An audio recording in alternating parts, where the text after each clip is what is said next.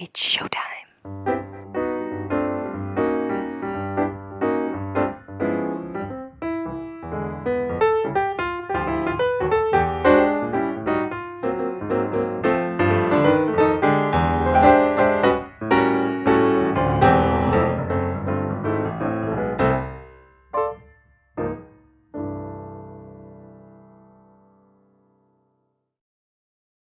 Hello and welcome to Musical Lyrical Lingos. We're your hosts, Tim And LJ. Today and every week we will be discussing musicals, but specifically what they taught us.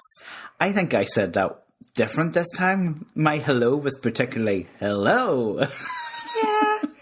Maybe not. Maybe it's just in my head. Maybe. It was a bit more like hello. Hello. Razzle dazzle. It's showtime. I don't know. Maybe not. Maybe it's just me losing my marbles. We'll know whenever we listen back. We certainly will. Lauren, we certainly will. I have decided to return. I know. After the last episode. Because you realised that Calamity is actually wonderful. And that you were wrong and you're here to admit your faults. Incorrect. No, none of those above points. No. I'm glad it's out of the way and we move on. It's one of those ones that's no longer on the list that I'm going, oh God, I can't bear it. Yeah, Please don't do this one. It's done. Anyway, hopefully the listeners enjoyed it more than I enjoyed recording it. Yeah. I'm only joking. Yeah. We'll be truthful. Yeah. It's only been a day since it was released. Yes. So I haven't quite got the hate mail yet that I am expecting. But I was told that if I was speaking ill about Calamity Jane, I was to whip crack away. Away on. So I love it. If that's recipe for what's to come, I might be going into hiding for the next couple of weeks. You might do. But do you know, that's what the great thing about the podcast is, that we share our own personal opinions about musical, and then you either find people are with you or against you. No, I know. It's very true. But there's no point in us being fake. Like, there was no point in you being like, oh yes, this is a really good musical and I really think that plot makes loads of sense and blah, blah, blah. And it not being true. Like, that's true. Why, you know, not every piece of theatre is going to be suitable for your taste, and that's the joy of that is true. The arts. Do you know what people are with us on? What? Merchandising. I know, how exciting! People are up for these t-shirts, Lauren. I know. Just saying. I know. I don't know how I feel about my mug being put onto a t-shirt. I know, so massive shout out to our lovely friend who all the way from Canada is already mocking up little images of what possibly could be, but it wasn't me in my finest hour. The image of my face that was used was not me looking the way I look most of the time. Most days. No, I do think there's something in it. I love that whenever I put up, who do you think you are? We did have a couple of votes for that, and people were like, yeah. As if people are going to buy your merchandise. They were wrong. I know. People want to buy it. I know. So. Yeah. Here, I have EPA, executive producer Aaron, isn't here today. No. So I've stolen his chair again. I know. But I've lowered it, and I think I'm a bit too low now. I feel... Well, you better put that back so that whenever he gets off that plane, he will... It's his own fault for neglecting his duties. He's away being living it up like Guys and Dolls. He's gambling. Is he? Yeah. Is he gambling? Oh, why? Oh, of course. I forgot where he was there for a moment. Yeah. Oh, very good. Drinking Bloody Marys for breakfast. I thought you were swearing there.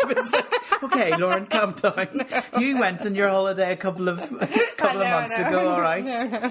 Sour grapes. Well, as long as he enjoyed his Bloody Marys, he's coming back to work very hard. Yeah. Because we have a list as long as our arm of things we need him to get done. I know. Do you know T-shirts is top of that list. T-shirts is top of that list. And also, we have a lot of work to do for these Christmas episodes. I know. People are already going, I can't wait for the Christmas episodes because at least there's going to be 2 that week. So I don't know what they've heard. Can I tell you something? The prep that I did for this episode we're about to do, truly, I lost a whole day. You're just so dedicated. So dedicated to the cause. No, do you know what it was? This episode today had me really having to think. Yeah.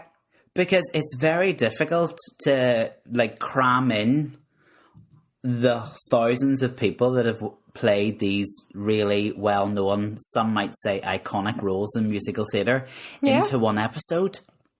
I know, and maybe we chose too broad a range as well.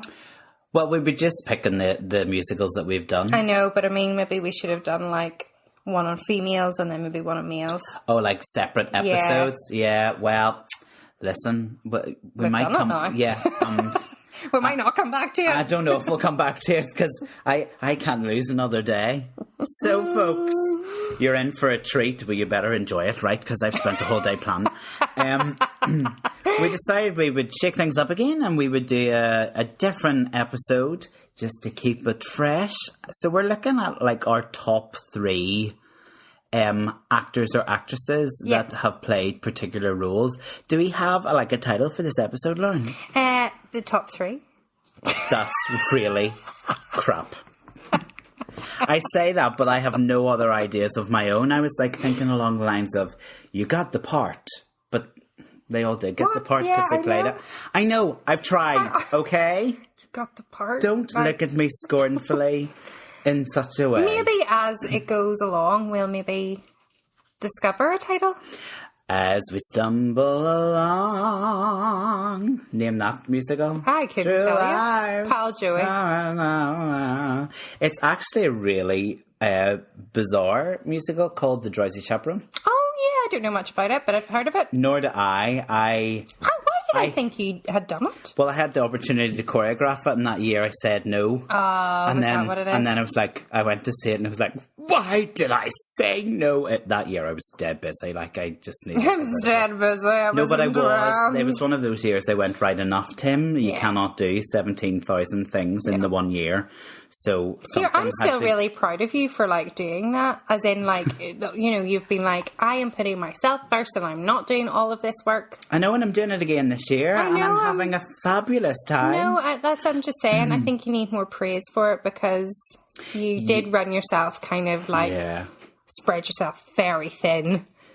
Yeah. And it was a nightmare. And I'm just being selfish because at least now I get to see you. Yeah, it was a nightmare because you didn't see me. It wasn't a nightmare for me doing all these shows. No. Yeah, but no. Yeah, no, so Drowsy Chaperone, that was a bit of a tangent. So, what we've decided is we have put into our little pot today... Ooh. See, if Aaron was here, we'd have better sound effects. We're just having to... Make do. So we put into our pot various different roles from the numerous musicals that we've now looked at this year on our 35th episode. What? 35. How on earth? How are people not bored of us by now? I'm bored of listening to myself. No, you're not. We're so entertaining. I don't like listening to myself, do you? I don't see it as listening to myself. I just see it as listening to the podcast. That's fair. Yeah. I suppose, I know I do listen, but every so often there's certain silly things I might say that I literally drop a weight and, drop a dumbbell onto my big toe or something. Yeah, still going to the gym, folks. Go, Mm-hmm. No, I like listening because we don't edit these. So whenever I do listen, I'm like, oh yeah, that was so funny. So I kind of then remember how recording awful we were. Well, yeah. Yeah. Mm-hmm. Anyway. We did that at the same time.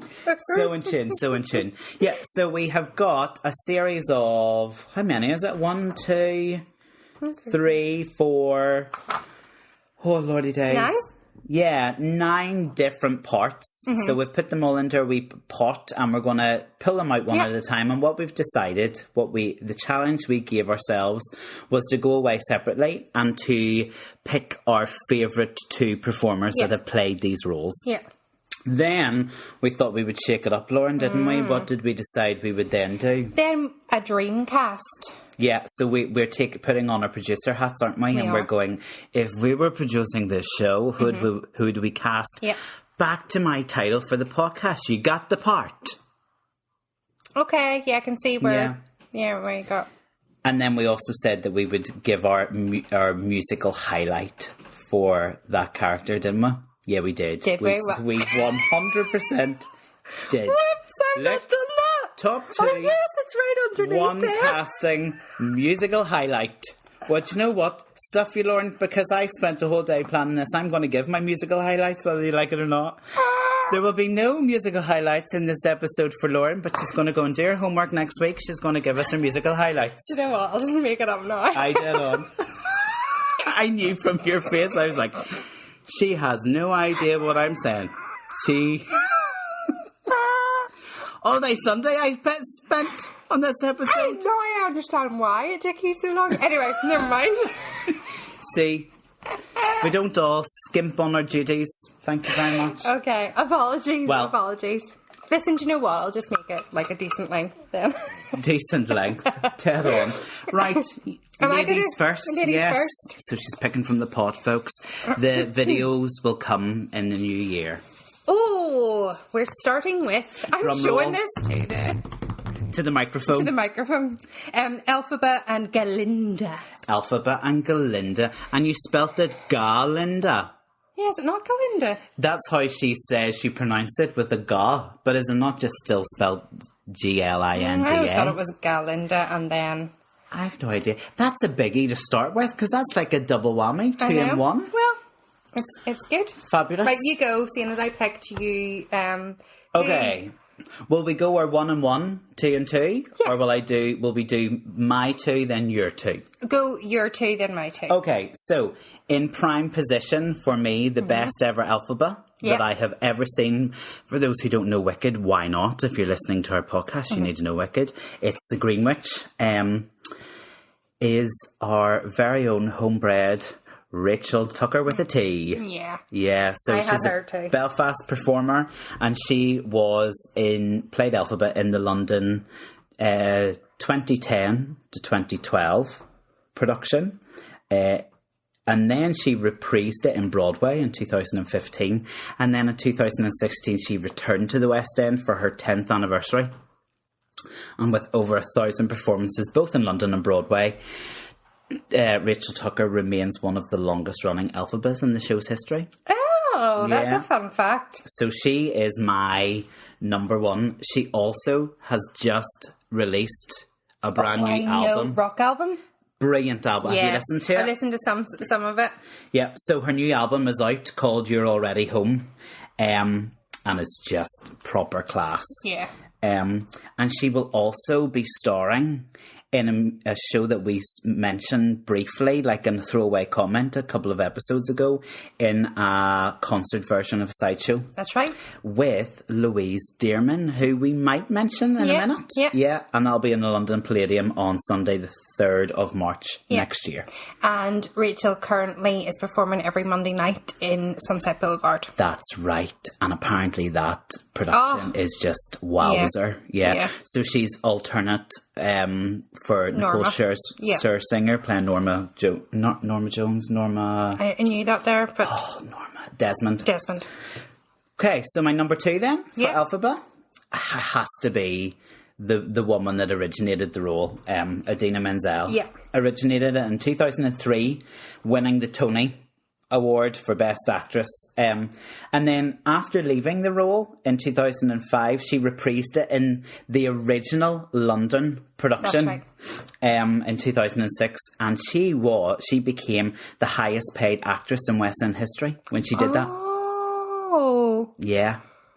Fun fact. I know, and that I saw her in London. The first time I saw it in London, it was Idina. Yeah, and then me the too. second time I saw it was Rachel. Yeah. But I would have to say, our homegrown girl, Rachel Tucker, in my opinion, pips Idina. Now, you can't take away from Idina the fact that she originated it, and it will always be hers, and she has a bit of ownership over it. Yeah. But I think Rachel's performance was like, wowzer. But Rachel is fabulous. She is totally amazing. Yeah, she really, really, really is. They were mine too. Oh, there you go. Yeah, so I did have Indira first just because she originated it. And then Rachel because, she's just pretty wonderful. And I think as well, we've got a little soft spot because she does come from Belfast. It is just like, for people who listen across the world, which we're very fortunate to have on this podcast, like, we know so many amazing people who have come from our wee country and are like rocking it in the West End, in Broadway, or have been in Broadway, or are in Broadway. People are on tours, like it's just amazing. Some might say that musical theatre, maybe there isn't as much training as there might be across the water or in other places. So for people who have come originally from here and have made it, like we're just like, good on you. I know, that's lovely. So can I be really naughty and bend the rules? Yeah. I suppose because both of ours were the same for this one. I highly recommended. Maybe third place has to go to Lucy Jones, who recently played it in London 2022 cast. She was amazing too. Like, she was very close third for me. Yeah. And if you're doing that, we're obviously going to probably talk about this person too, but Louise Dearman. But shall we talk about her? Rather than do our dream casting. Is okay, do your dream casting. Right, producer hat on. Okay. Lauren, you would make an amazing producer. I've thought about this many times. Like, I think you as a theatre producer would be, like, you'd take no nonsense, but you do a bloody good job. Oh. So if you were casting Alphabet, who would you cast? Right, this is going to be interesting. Wow. Well, but I really like this girl, Natalie May Paris. Okay, of Six fame. So she was one of the original London. Seymour. Okay, Jane Seymour. I love her energy. So in anything that I have seen her perform, and like she has gone on to, she did Seymour on Broadway as well, and she's been called back a couple of times. And I follow her on social media. I just love that energy that she portrays. So I would just love to see what she could do with that character, because that's interesting. I think Indina, as most people who originate roles, kind of set a bar and then people follow and make it their own. But I think that she could really get you thinking about the wickedness within the character. Interesting. Because when I see her, maybe it's a looks thing, but I would go, Glinda, I totally see that, but I would never have flipped it and said Alphabet. That's why I did flip it, because I was like, it would be too easy to just do Glinda. And that's why you'd be a great theatre producer. Thank you. My dream casting, some might say, is a bit of a cop-out because she's already been cast.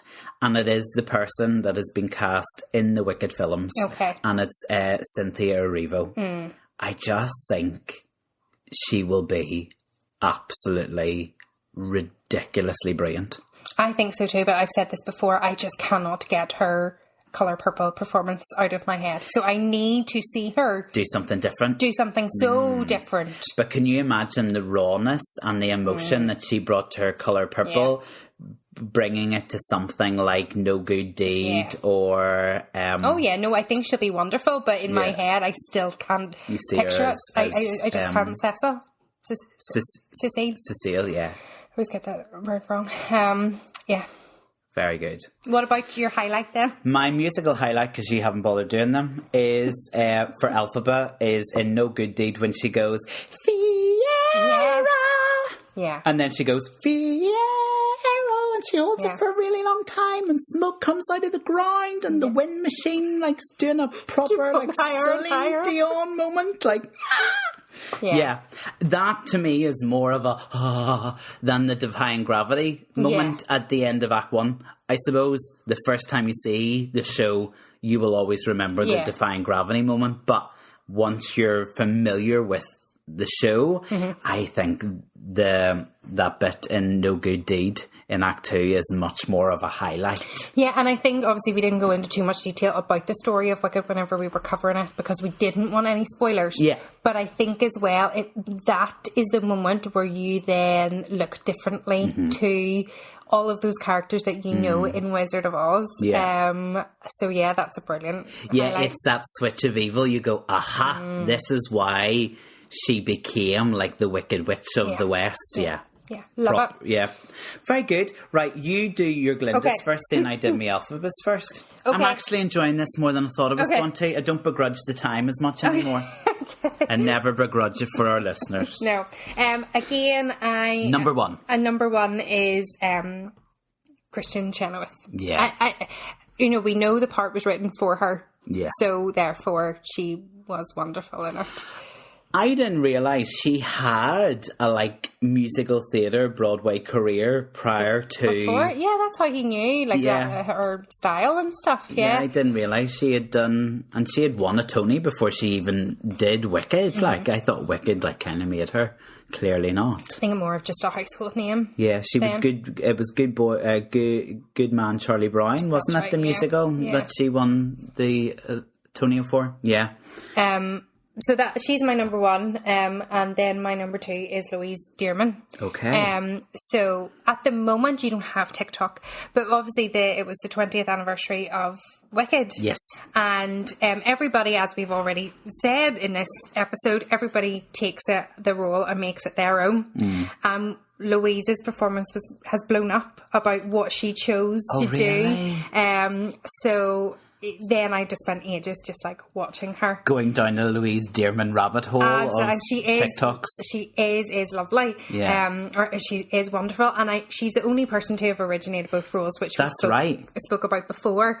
But for me, her Glinda I love her in that role. So she was the Glinda playing opposite Rachel Tucker's Elphaba, isn't that right? Yes. And then when Rachel left the show, she took over Elphaba. Yes. And she's the only one. And that alone, to swap parts, so effortlessly. Yeah. And they were both playing it when our lovely friend Zoe from Stage Go was playing Nessa. Nessa Rose. So she, and actually whenever there was loads of people, commenting about their time in Wicked, so he really did then put up, I got to watch this lovely powerhouse every night, these two ladies, and that must have been magical, And I don't think I'm wrong in saying I think Zoe then was also understudy for Glinda, wasn't she? That's right, yeah. Mm-hmm. And I think it's just so lovely that the two of them are going to get the opportunity to come together again on stage in that side concert. Yeah. My number one was the same as you, Kristen Chenoweth, but my number two was Megan Hilty. Oh, okay. Yeah. So Megan Hilty, started off as a standby Glinda in the 2004 production and then took over the role in 2005, playing it for a year on Broadway, and then she reprised the role in the first US national tour in 2006. She then went on to be the original Dorothy in Dolly Parton's 9 to 5 musical in Broadway, and where I first discovered her, where most people probably do, where most people know her from, is the NBC musical drama Smash, where she played Ivy Lynn, which was about casting the role of Marilyn Monroe in a Marilyn musical. I loved that show. It was amazing. I would love to rewatch it again, actually. Yeah, I've been thinking that a while. I think the kids would actually enjoy it too. But so I came across her and Smash and was like, oh my goodness, she's amazing. Who is this person? And then, but like you in your TikTok rabbit hole, I went down a rabbit hole of watching endless videos of her, and her popular is hilarious. I think that number gives your Glindas the opportunity to be a wee bit naughty on stage and to kind of change it up ever so slightly, on a night to night basis, I suppose. And she was naughty. There were a few things that you could see. The Elphaba was having to try really hard not to a corpse. So dream casting. Will I go first, or would you go first? My dream casting would be Amy Adams.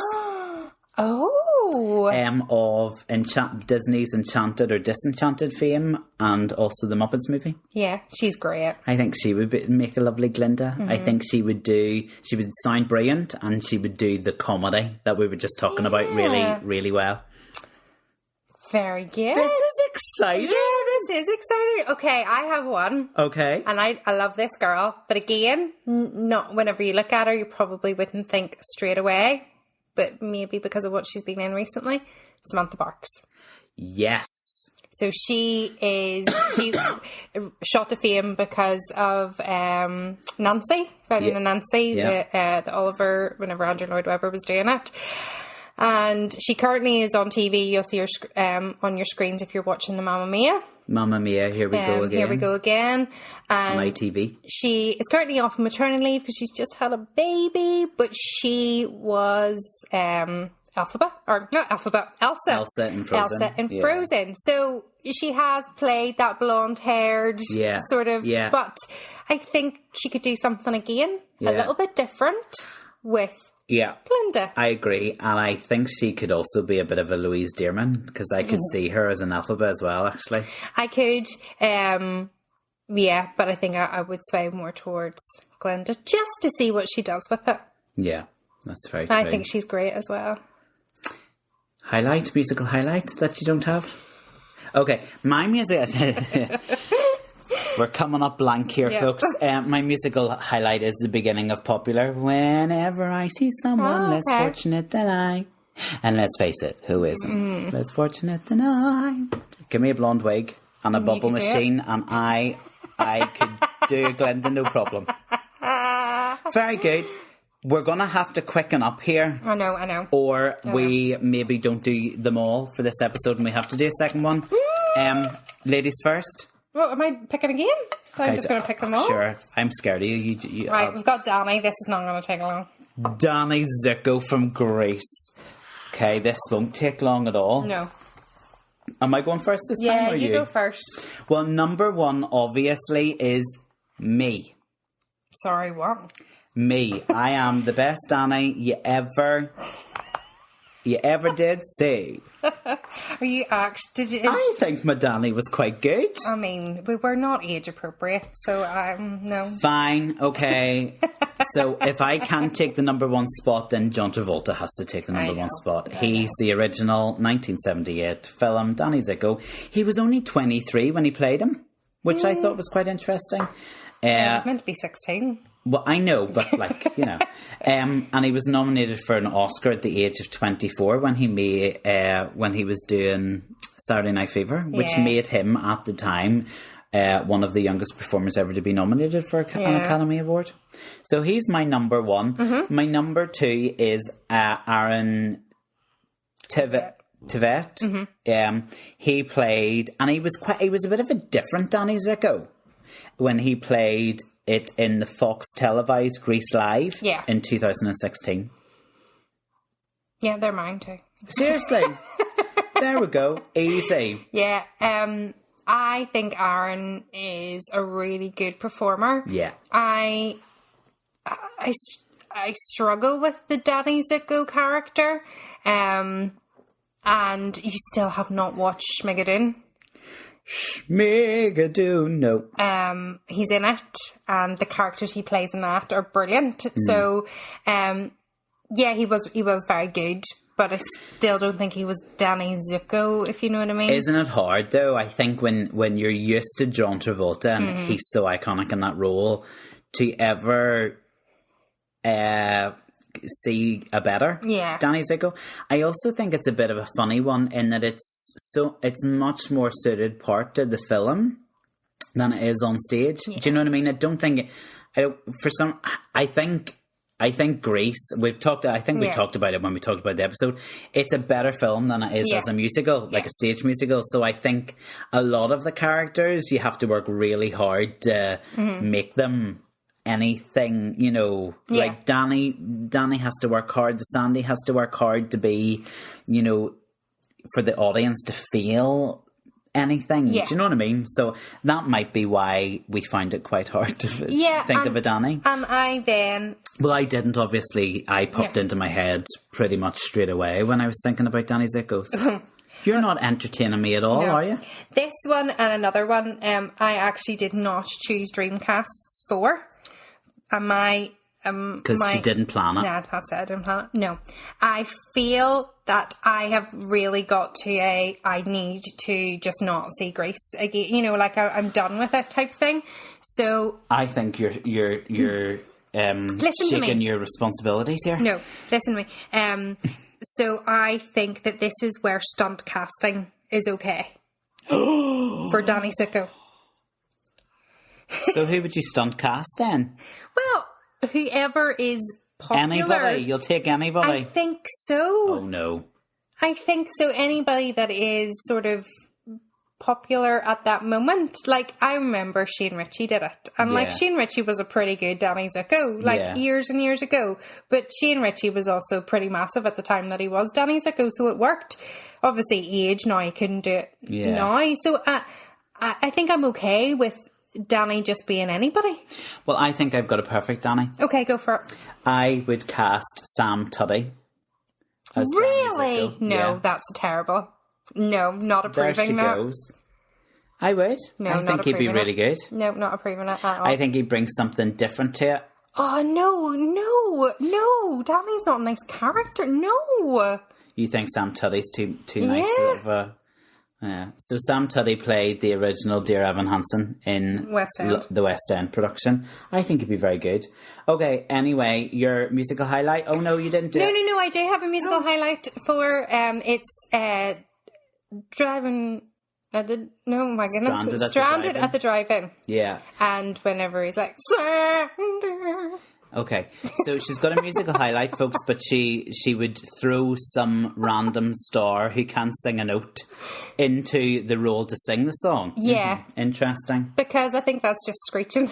Yeah. I'm joking. I like the bit of, I got chills, they're multiplying. Yeah, I suppose there's no person that does it quite like John Travolta. I thought you were about to say me there, and it's like, she finally gets it. No. Okay, moving on quickly. I'm going to pick this time You because pick. you've upset me. Okay.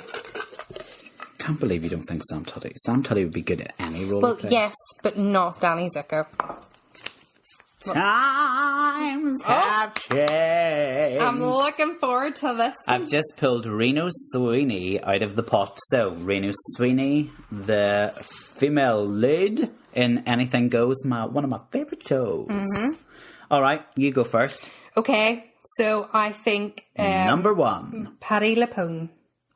Patty was your number one. Yeah. Okay. My number one, because, I mean, she's just wonderful. Yeah. But that, we spoke about it whenever we did Anything Goes, that real strong character, that let's not give a shit what's going on. I am here. Friendships that, real loyal person. I thought she was great. The thing with Patty is, right, you could put Patty number one for I know. all of the roles that Patty has played. And Patti LuPone is a Broadway legend who has done massive parts like Evita. Fontaine in London, which still blows my mind that she came over to London to play Fontaine. Reno Sweeney. And she's still going, although it looks like she's kind of said goodbye to the stage. Yeah, I think as well. I don't think she's difficult to work with or anything like that. I think Be careful. No. She knows what she wants. Like she's done a lot of TV where she plays herself, but plays a version of herself. So she's in a couple of episodes, or just one episode of Girls. Did you ever watch that?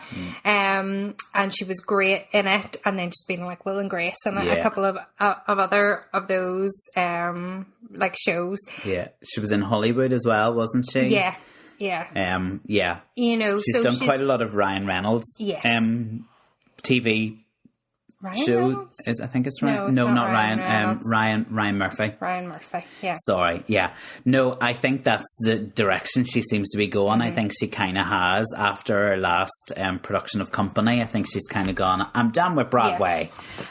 Just forgotten your guy's name. Yeah, she does a couple of episodes, or an episode in Girls with Andrew Rannells. Rannells, isn't that how you say it? Of Book of Mormon and Prom and things like that. And they work really well together, the two of them. But yeah, I think she's great. I'm a big Patty fan. Yeah. What about and then number two? Number two, I'm going to go Sutton Foster. Yep. Only because whenever I first seen it, I wasn't enthused by her performance. Okay. But since, and I have rewatched it a couple of times, I think I went into it being like, she's no, the two girls that we had playing them, and I loved both of their versions, Sharon and Victoria's. Yeah. So I was kind of like, no. But now I am like, no, she's pretty good. I've put it the other way. I've put Sutton Foster first. Okay. Just because I think she will have she tapped at a dream as well. And I don't know if I don't think Paddy did as much tap, actually. No. I think there was a lot of tapping around Paddy. Yes. Which is fine. Yeah. You're Paddy LaPome. Yeah. Tap around me, goddammit. But I loved Sutton Foster. She was the Broadway revival, Reno Sweeney in 2011, and then reprised the role in 2021 in London. Mm-hmm. And there's that's 10 years of a difference. But then you forget that COVID happened in the middle of all that as well. So, and she recently has just been announced that she's going to be going into a Broadway production of Sweeney Todd. Yes. For a limited 12-week run with Aaron Tveit. I'm just being fancy. Yep. Mm-hmm. He's going to play Sweeney and she's playing Mrs. Lubbock. Mm-hmm. So, yeah. I think it'll be interesting. That casting. It's a weird... it's not what I would have thought. No. But, hey, we'll give it a go. Well, absolutely. And again, here, that's another only going in for a short period of time. Yeah, 12 weeks. Spoke about this before. Interesting. Yeah, how that's happening more and more in casting, isn't it? Yeah. Can I give a little nod to Sally Ann Triplett, just because I saw her in the Drury Lane 2003 production when she starred opposite John Barrowman as Billy Crocker. I love John Barrowman. Yeah, and I thought she was amazing. Like, she was Sweeney, I remember fondly. So I know I'm breaking the rules, but dream casting, what would you do? Okay, dream cast. I've got a few. Okay. I would quite like to see Rachel, but I'm not too sure. Rachel Tucker? Yeah, Rachel Tucker. I'm not too sure if she's a hoofer. So I think she can. But I mean, I like as in Sutton Foster level hoofer. Yeah, that's what I mean. Okay, yeah. Again, I'm not too sure of all of these. I would love to see Sierra Boggess of Little Mermaid, or Phantom. Yeah. So she's an American theatre actress. Is she not too pretty of a singer? Can she give the harsh, raw Paddy LaPome style? I'm not going to do the Paddy style, but no, I think, there's just something about her. I think that she, maybe in a few years' time, maybe she's going to be a bit more about raspier voice. Stunning on stage. And Liza Minnelli in her prime would have been. You'd have to put Liza in Anything Goes? That's really interesting. Yeah, they're I know that was 3, but... That's okay. I've broken the rules several times. Okay. I like Alice Fern. Okay. Of West End fame. She recently has played Beverly Bass in Come From Away, and also has played Elphaba in her day. I think she's got the grit. The grit. Yeah, I also would, because you broke the rules and said too, I would love to see what the likes of someone like Beverly Knight would give. Okay, yeah. Yeah. I think she would be different, but it would be interesting to see, especially that Blow Gabriel Blow number. I'd love to hear. Yeah, that's Beverly actually Knight my musical highlight. Me too. Interesting that you've got a musical highlight there. See how you read off my book? No, it didn't. I've written it here. Blow Gabriel Blow. But only where it goes like, blow! And then the trumpet solo comes in. Yeah. I mean, I don't know how Sutton, Paddy, or Beverly might feel about that musical highlight. The trumpet solo in Blow Gabriel Blow. I mean, I'm blowing my lungs out here, but Lauren likes the trumpet solo. No, and then sure they hold that big note. Below. Yeah. Yeah. I love that show. I'd love to do it again. I know. Here, actually, 14 years ago tonight, we weren't in Anything Goes. We were in it, Guys and Dolls. There you go. 14 years later, we're doing a podcast together. How are you able to pick out those dates? I don't know. Anyway. Okay. You're back in my good books. You can pick. I'm having to score these off so I don't... We're doing well here. Right, we've got Fagin. Oh. From got to pick a pocket Oliver. Cool boys. All right, you go first. Number 1, Ron Moody. We're not going to not have him because he's wonderful and he is in, was in the original production and obviously was in the film. And whenever you think of Fagin, you do think of him. Yeah. I think for this one I found the hardest because there was actually some people where I was like, yeah, they were great. Like, yeah, but I did put him down as number 1. Have you got a number 2? I do. Now, I'm not the best with names, as we know this. But Omid Jalili? Jalili? Yeah. Omid Jalili. Took over whenever the Andrew Lloyd Webber one. He took over from... What do you call him? Who play Ronak. Yes, Ronak. So he and then he went on tour as well. Yeah. And he was just, again, a little bit different to what he would normally play. Sometimes you would see him in comedy films. And he's a UK actor. But I thought he brought something so unique to that role. And looked just slightly different, you know, as in everything about him. I think his characterisation of Fagin was just brilliant. Yeah. So he was that was the London revival, wasn't it? Yeah. That came after. That was after the TV show I'd Do Anything. Yes, the Nancy went into that production, didn't she? Yeah.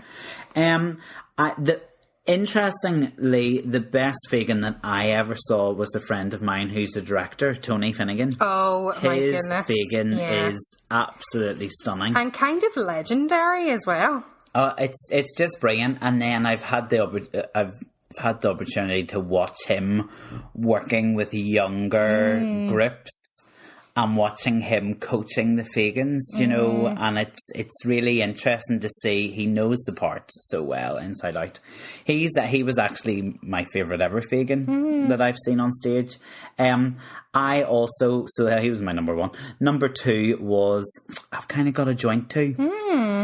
Robert Lindsay. Yes, yep. Or Jonathan Pryce. See, I had Jonathan down too, and then I changed my mind. So Jonathan Pryce played it in 1994 in London, and Robert Lindsay played it in the London Palladium in 1996. And I've seen both of them in a few musicals, and they're just fabulous actors.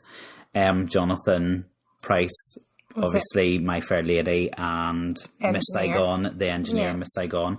Robert Lindsay, I saw in Me and My Girl, and Dirty Rotten Scoundrels, which is a brilliant musical, and he was fantastic in it.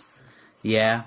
I like some of the guys you mentioned, like Omid Jalili and Rowan Atkinson, and Ross Abbott also played it. They were very good. What I wanted to say about Omid was I felt like he was more grounded than everybody else. Maybe it's a height thing, I don't know, but I felt like he was more on the ground and more like sneakily, and all the others were, especially Ron Moody, I think is like that tall stature, and it kind of was like everybody was really beneath him, and I don't know, I think it was just, I think that's what I was trying to say earlier, but I couldn't quite get it out. Because what I was going to say was, I think they, as you say, most people who have been cast as Fagin do a good job, actually, but I think sometimes those comedians that we've mentioned kind of come at it from a comedian's point of view, whereas I feel that there was more of a truthfulness to the likes of Jonathan Pryce and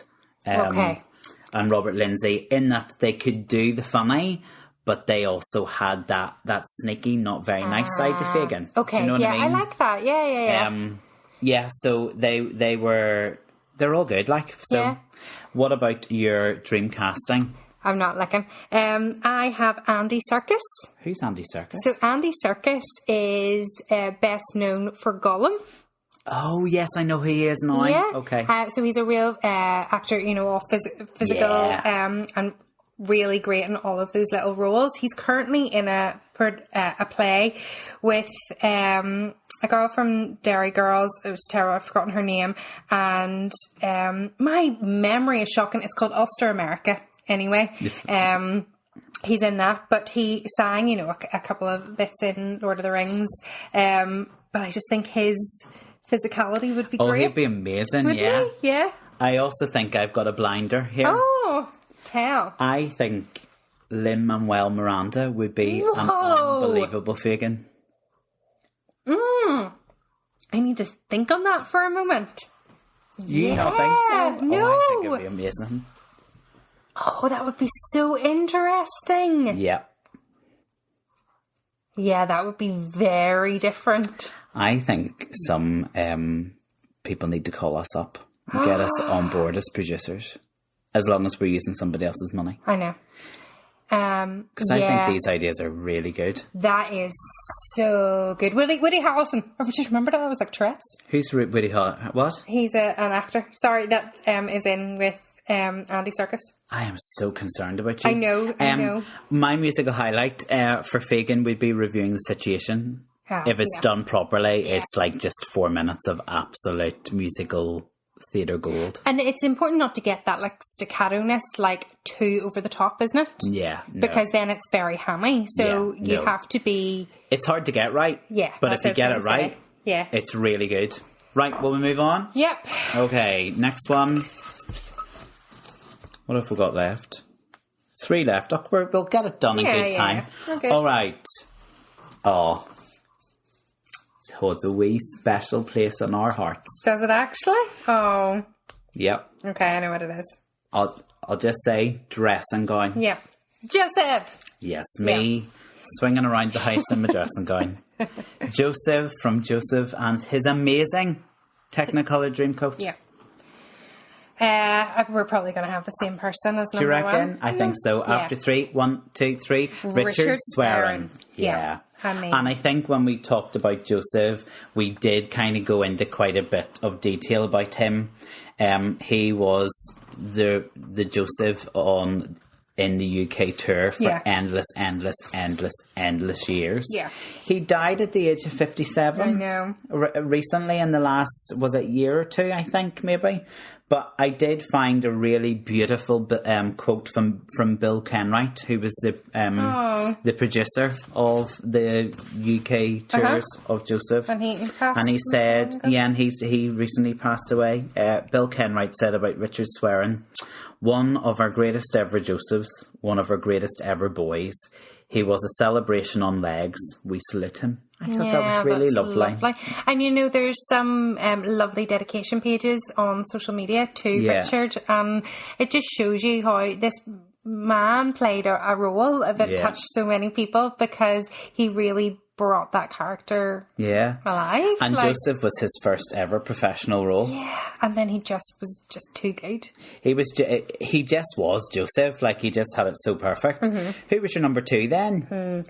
I've got. What was that? Because I've got 2. Okay, go to. I'll allow you. No, you have to. A second and a third. Yes. None of this mucking about. We've bent the rules too much. Okay. My second is Donny Osmond. Oh, no. Yeah, I love him. Oh, Lauren. I love him. Oh, what? You see all those things I was saying about you being a fantastic theatrical producer? I take it all back. But I just really like Donny Osmond. Yes, but is he the second best ever Joseph you've ever seen? No, okay, well, maybe I'll put him 3rd. Lee Mead, then. I'm going to say Lee Mead. Lee Mead was below Donny Osmond on your list. I know, but it was only because I love Donny so much. I felt like I was going to be doing him. Are you a Donny fan? I am a Donny fan. So did you go and see the what were they called? The Osmonds? Did you go and see the Osmonds musical? Oh no, I thought you actually meant the Osmonds. I was like, I'm the same age as you. No. In fact, I'm 6 months younger. There's a producer somewhere did a UK tour of the Osmonds, it was called, and it was a musical based on. No, see, my mum was a big Osmond fan, and she loved them. And then when we were in America, we would have watched a lot, like the Donny and Marie show. Mm-hmm. I love him singing. I'll make a man out of you. Probably way better than I've just sang there. That's a good song, to be fair. That I do like him singing that too. I mean, and it doesn't sound like that. No. But I do, and I just, whenever Joseph came out on DVD, there wasn't that many musicals out on DVD, and Donny was Joseph, and we had been in Joseph, and it was, just like us being there and doing it, and I just have a really special. That is another one of those tape stroke DVD, because actually I think it was a tape to start off with. Yeah. Certainly mine was a tape, and you're right, it was one of those tapes that was worn out because you watched it so much. Yeah. Okay.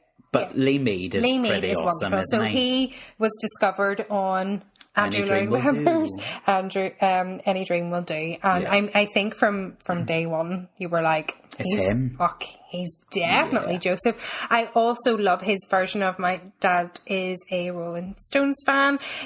So usually when people sing Rolling Stones songs, I'm like, oh no, you can't do that. But he sang Painted Black one night on the thing, and it was so good. Very I was like, oh, yes, you get a tick.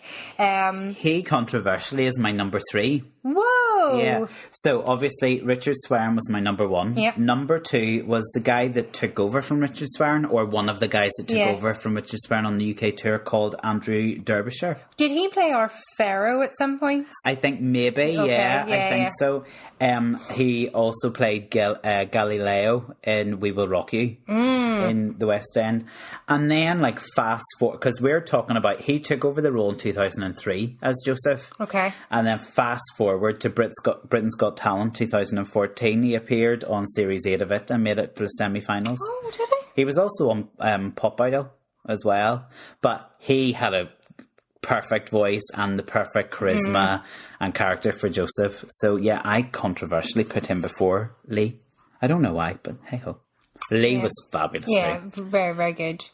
And it's about we didn't really mention Jason Donovan. Not for me. I mean, I think he's better suited to Pharaoh now. Here. Although, even still, I think hang up the boots there. Do you think so? Jason. I think so. From Joseph anyway. From Joseph, yeah. Okay. Do you have a dream casting? No. I keep covering mine. I know, like, why? No, again, I said, you know, if it can't be any of these people, you could probably put somebody in it, like an up-and-coming. No, because that's what they do already, and sometimes it's really awful. I wish I could have seen, or whenever he was younger, John Barrowman, because I just really like him. He'd have been a great Joseph. Did he ever play it? I don't think so. No. And then again, maybe if he was a bit younger, Andrew Reynolds. Oh, interesting. But I think I probably would have gone for John Barrowman. Okay, you poo-pooed my idea of this person for Danny Zuko. No. But I think Sam Tuddy would be a brilliant Joseph. See, here's the problem. You haven't seen him on stage yet. No. You haven't seen him on stage. Live, no. I have not. He's bloody I think he's No, he is wonderful. Well, he's my dream casting. Yeah, okay. I would rather that than Danny Zuko. I don't think he would. I mean, just cast him in any part, really. Close Every Door is probably my musical highlight for Joseph. Or Give Me My Color Coat. Yeah. You don't know because you didn't prepare it. You know, I can think now. Quick, time's run now. Yeah. No, I'll agree with you. Okay. Pick from the pot. Okay. Oh, we've got Seymour. Okay. Seymour is the greatest. Yeah.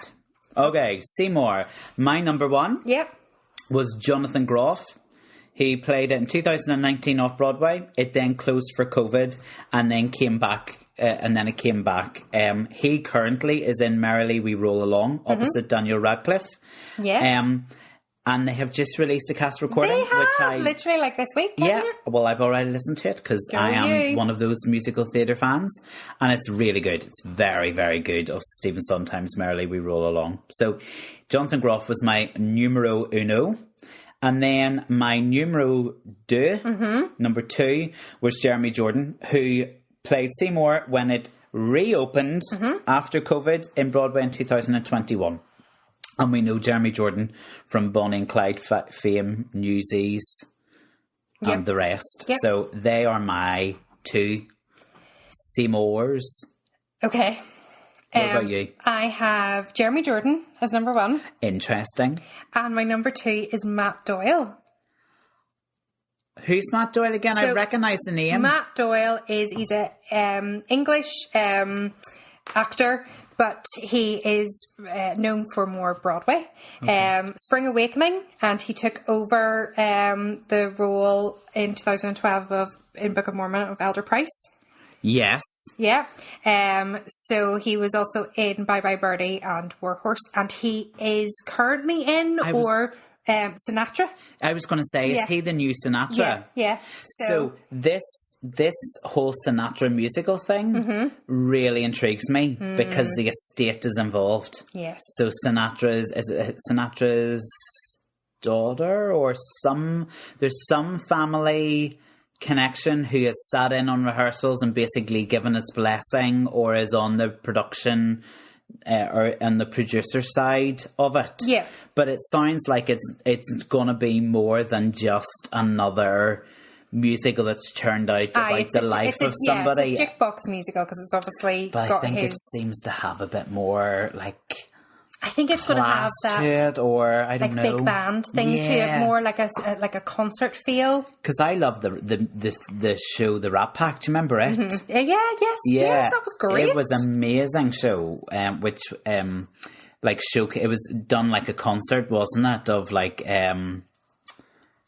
Sinatra, Sammy Davis Jr. and Bob Martin or Bobby Darin. But who was the third one? There was three in the Rat Pack. My memory at the moment is shocking. People are going to be screaming. Dean Martin. There we go. But this Sinatra musical sounds like it's going to be really class, which is why I recognised his name. He's Sinatra. He also streams on Twitch, which is a big gaming thing, Matt Doyle, yeah. And he was, which I loved, in 2020, he was cast in the gender-bent Broadway revival of Company. Okay, yes. As Jamie, and it was Jonathan Bailey who had done that in the West End. And I think both Jonathan Bailey, West End, Matt Doyle, Broadway, they both won the Tony, the Olivier and the Tony, retrospective. So Matt Doyle won the Tony. Yeah, and Jonathan Bailey won the Olivier. Yeah. So, he, again, I'm just going to look this up because I'm going to get it wrong, who he was playing Seymour against, or opposite. But he was great. There's loads and loads and loads on TikTok. Is there? There's loads on TikTok. I think I maybe need to get onto TikTok. I'm missing out on all these wee videos. I think you are. Anyway. Well, what about Maud Apatow? Who? She was in Cabaret there recently. Okay. He was alongside her. Very good. I think he did a few people actually, but... What about your dream casting then? Okay, my dream casting? Yeah. Sam Tuddy. Oh, okay. Yeah, he'd be very good. That's why I was saying no, because he's in my production of Little Shop of Horrors. You're wanting to cast him so nobody else can get him? Right, I see. Yeah, and he would make a far better Seymour than that's perfect. My star casting, my dream casting, I didn't think about until I was looking at Jonathan Groff. Okay. And then I realised who he's starring with at the moment in Merrily We Roll Along would be a perfect Seymour. And I think Daniel Radcliffe would be a brilliant Seymour. So Daniel Radcliffe, Harry Potter himself. And he's amazing on stage. Have you seen anything of him from How to Succeed in Business Without Trying? Yes. That Brotherhood of Man number is one of the best musical theatre numbers I've ever seen in my life. So good. Yeah, it's brilliant. If you haven't seen it, Brotherhood of Man from How to Succeed in Business Without Trying. Yeah. It's like music. It's like a recipe for musical theatre. It's got everything you need. There we go. Yeah, he's really coming into his own as a West End Broadway star, isn't he? He's a talented boy, more talented Broadway, than you would. Like, he's more than just a Harry Potter, isn't he? Oh yeah. Musical highlight. I mean, just in his wee line and Suddenly Seymour. Which wee line would that be? Mine's Grow For Me. I've given you sunshine. Okay, I'm picking again. Dirt. Picking again. Oh, we've got The Witch from Into the Woods. The Witch is the penultimate. I'm just checking what the last one is, so it's not an anticlimax. Okay. No, it's not a dud. Yeah, no. And of course it's not a dud. None of these ideas are duds. Okay, so what are we doing? The Witch. The Witch.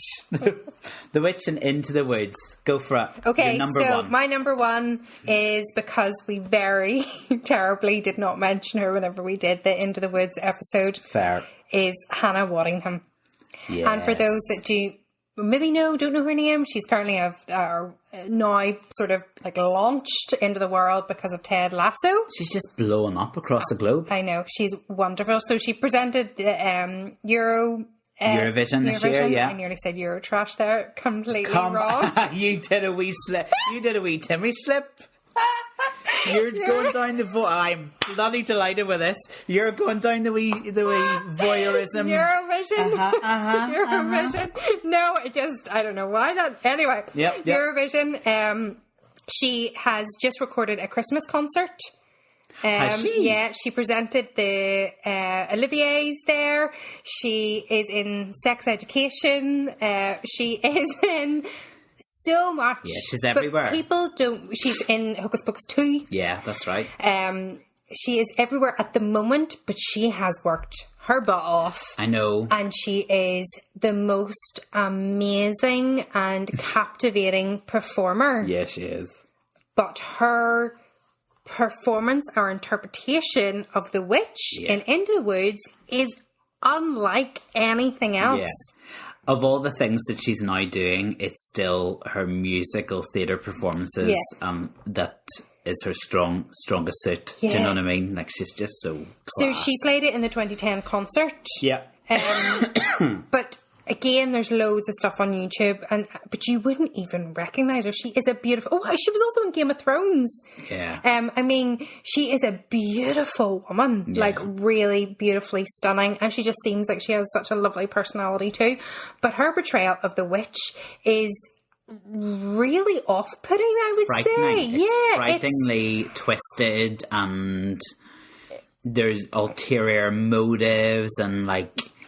She bores right into your soul and makes you really question what the witch makes all those characters question in that musical. Absolutely. And way better than Meryl Streep does in the film. Yeah. Like, Meryl Streep's performance is good. I'll just take Meryl off my list here. Sorry. Oops. No. It's okay. She came in at number 3. Don't worry. I mean, Meryl Streep is really good. And I don't have an issue with the film. Some people do. And she again plays a different type of witch there, but just Hannah's version is just stunning. Yeah. So she has to be number 1. Yeah, I didn't put her on my list just because I knew she was going to go on your list. But she'd have been up there with me as well. Do you have a second best? Yes, I have a second best. It is worse being second best, isn't it, though? I know. Right, so my second is Bettina Miller. Yeah, I've got her. Have you got number her too? 4. Yeah, okay. Number 4. Oh, okay. So... she's somebody that I didn't know a huge amount about. Yeah. I sort of seen a few performances of her, but yeah, she's been nominated for loads and loads and loads. So she's American actress, and she originated a Summer Rose and Sister Act. That's right. She was Dolores Van Cartier. And she got Tony and Olivier Award nominations for that role, which is pretty cool. Her witch is, again, slightly menacing. Not quite as menacing as Hannah's, I would say, but she has a wonderful power voice. Yeah. And I think that's the different element that she brings to it. It's her that's it. Her style of singing. Yeah, that is it. Makes it unique, so... I find this one really hard. Sorry, she was just the witch in 2022, the Broadway revival there. Yeah. And... prior to that, she also did it in 2019 in the Hollywood Bowl. Oh, like the Super Bowl? They do like summer productions, don't they? There. Yeah. I find it really hard because there's so many that have played it and done it so well. So, I do like Meryl Streep in the film because I think Meryl Streep's probably the best thing about the film. And she brings the act to it. You know, she might not be a vocal powerhouse like the girl you've just mentioned, but she's really good actress. But I also thought of Bettina Miller and Heather Hadley as well. Oh, I do think I've seen any of her performances. Oh my goodness, she's she's proper brilliant too. My friend Ali Harding So good. Who actually was in the original London production with Bettina Miller. Yeah. She played it in the Lyric in Belfast recently and was absolutely brilliant. So, you know, she was my number one because she's my wee friend. My number two was Bernadette Peters. Was it? Because... Do you not think she's still too young? Do you not think all those roles that Bernadette was cast in all those years ago, whenever we were first being introduced to her, she was too young for all of those roles? Maybe. I think now she would be much better at it. I just loved her as... and I remember talking about it when we did the episode on Into the Woods, when I discovered that soundtrack and I got it. Remembering I had listened to some Into the Woods previous and just didn't understand it. It was over my head. But when I heard her the original Broadway soundtrack, it really gripped me. And her as a witch, like the way she sang those songs was just like, it was a for me at that time, it was a masterclass in, you know, getting a song across. Yeah. Do you know what I mean? No. I'm not saying that she's terrible at it or anything like that. But so I think that's why she was my number two, though. Yeah. I think just as I've done a wee bit more research into it, I'm like, she wouldn't be as high up the list. And she's not a big powerhouse either. Yeah. In comparison to some of the girls who have come more recently. Yes. But yeah, she's good but different. What about your dream cast? And I think I've got a class one here. I've got a good one. Kirsten Chenoweth.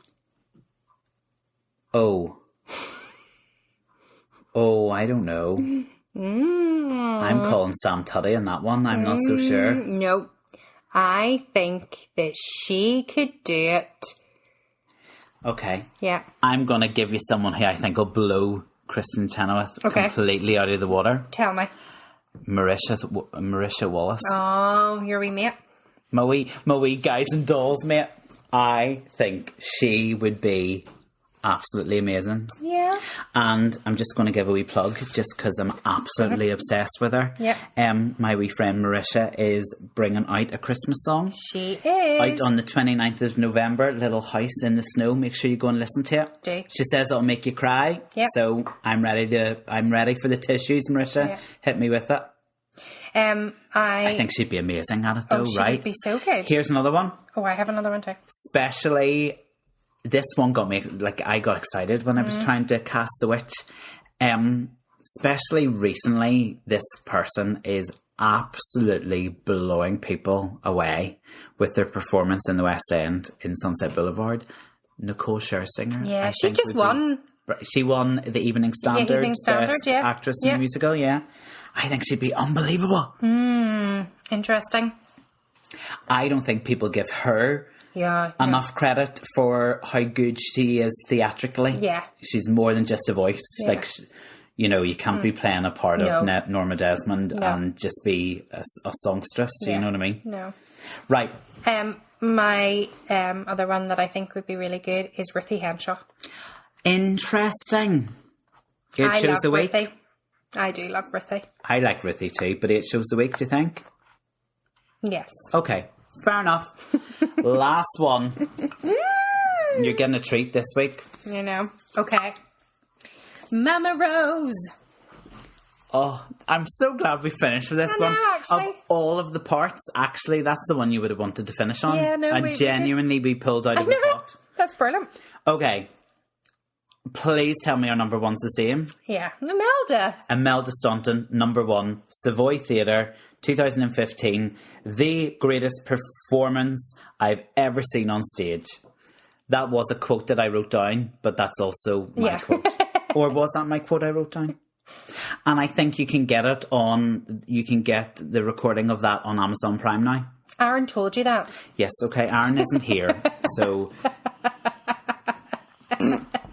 and she's coming back. I know. The Olivier winning actress that she is coming back in 2024 in Hello, Dolly. She's wonderful. She was wonderful. I think, you know, my number two is who you originally thought of. Well, who I originally thought of whenever you thought of that role. And now it's Imelda. Like, she just... And I think she's tiny. She's not like a big lady. But just the way that she commands that stage and has her arms and I don't know. She just is wonderful. She exudes perfection, doesn't she? Yeah. Who was your number 2 then? Who did you think of before Imelda took over? Bette Midler. Interesting. Good old Bette's my number 3. Okay. Yeah, so Bette Midler played it in the 1993 TV film. Yeah. And she won a Golden Globe for her performance as a Best Actress in a mini-series stroke motion picture made for TV. My number 2 was Patti LuPone. Oh, okay. Yeah, she played it in the 2008 Broadway revival. Yeah. And she won the Tony. Love it. I mean, have you ever watched any of the YouTube compilations of like musical theatre divas singing Rose's Turn? Yes, I think I shared it on our socials actually. And Did it goes you? from like Ethel. It was like a story. That's right. Yeah. But, like, you need to have a lie down after those compilations, don't you? Because, like, there is just a wealth of actresses who have played that role and, like, it's just, like, voice melting your face. Hard to dream cast this when so many fabulous women have played it. I've got 3. I've got 2. Okay. So one of mine, how wonderful do you think Glenn Close would have been? Would have been. Yeah. Would have been. Yeah. As Mama Rose. Yeah, because Glenn Close is probably, I haven't seen Nicole Scherzinger, but she's the best Norma Desmond I've ever seen. Yeah. And I could totally have seen her in her day. Yes. Maybe slightly younger than the age she then played Norma at. She'd have been fantastic. Yes. Yeah, you're right. Good shout. Her, and then I'm going out on a limb here. Bonnie Langford. Interesting. I feel she's a bit of fire under her. Oh, she's a feisty wee firecracker. So I think if I'd have to work with the casting crew, and just making sure that we got everybody on stage that could let her shine the way she needs to shine in that role. Not saying that she can't shine by herself, but we need to make sure that Louise was, on par, but she still came. I think that's an important thing, though, isn't it? Like, you need to have a good Mama Rose, but you need to have an equally good Gypsy, so that actually when Gypsy comes out of her shell, that she flourishes and isn't overshadowed by. Yeah. And I think that's what the Savoy production did so well, in that, of course, Imelda Staunton was absolutely and utterly amazing. But Lara Pulver was equally as fabulous as Gypsy. I did say the right name then, didn't I? You did, and you see her grow. She starts off but that's her wonderful acting. Yeah. She is quite shy and reserved and all of that, but then really comes into herself. So again, it would need to be somebody with that caliber of acting that could be the meekness at the beginning, but then and not overpower or take away from Bonnie. Absolutely. I like Maz Murray to play it. So Maz Murray is currently playing Donna in the West End in Mamma Mia, and she's done a few different concerts, and I think she played Norma Desmond in like a concert version of Sunset Boulevard, maybe last year or at the beginning of this year. I really like her. I think give it, I don't want to insult this woman, maybe 5 to 10 years. And I would love to see Sutton Foster giving Mama Rose a go. Okay. She's a bit tall, though. That's the only thing. I know. But I think she'd sing it brilliantly, and she'd certainly act it very well. My last one, but I just think again would be good. Stephanie J. Block. Yeah. Absolutely. So we spoke about her in our Wicked episode. She originally started in the workshop and then it came back. But I think she would be pretty good. Here, that was quite a good. That was good, and it was a longer episode, so you're welcome. That was good. I think the phones will be ringing, asking us to come on board as executive producers from here on in. If there is no episode next week, then it's because we've been whisked away. We're busy. We're Broadway. Talking to Patty. Hold the phone. Patty, darling. I'm coming. We've got you in. Let's see, what do you want? Alphaba? You can have it. Yeah, okay. You haven't got the range. Oh, dearie me. Yeah, that was good. I had fun there. That was good. That was good. That was. But yes, an awful lot of work. And next time I'll make sure. A whole Sunday of prep. Well, I'll make sure that I do it properly next time. You Apologies. covered yourself rightly there, to be Okay. fair. You didn't let yourself down too much. Thanks. I'll never forgive you, but you did well. Sure. What's new? All right. Yeah. On to next week. On to Normal next services resume. Yep. And we Yep. might have no, we won't have an executive producer back. No. He's Not good. Not left okay. Us, left us for Vegas. He's had enough. He's shiny actually lights. just had enough of listening to us, hasn't he? Yeah. We aren't going to Vegas next week, but I suppose we might. I thought we're not doing clues anymore and just saying them. Are we doing clues? Are we still doing clues? I'm so lost. Oh, I forgot we weren't doing clues. I'm so confused with what we decide. We might be in Greece. Greece the island. on a wee ABBA venture. I mean, we've just said it. Well, I thought you just went, I didn't think we were doing clues. Thought we agreed we weren't doing clues, and I'm like, okay, we're not doing clues anymore. Okay, so we just say it then, and then now you're going, well, you've just said it. I mean, I can't win, folks. I know, I'm so confused. actually can't win. I'm so confused. We're doing a bit of Mamma Mia next week, okay? There you go. Let us know if you like the clues. Maybe we were wrong and get rid of them. Mamma Mia, here we go again. Till next week. Bye.